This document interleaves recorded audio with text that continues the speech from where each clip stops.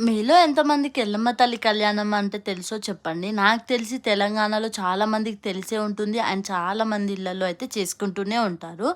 Actual మా అత్తమ్మ వాళ్ళది ఆంధ్ర అయ్యేసరికి వాళ్ళు కూడా ఎల్లమ్మ తల్లినే కొలుస్తారు, చేస్తారు.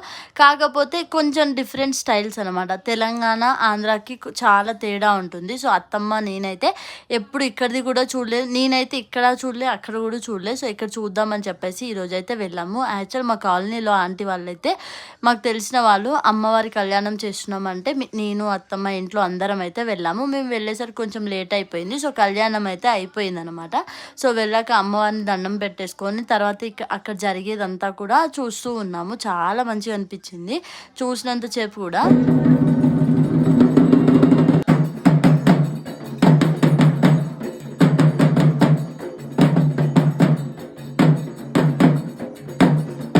వీడియో నచ్చితే సబ్స్క్రైబ్.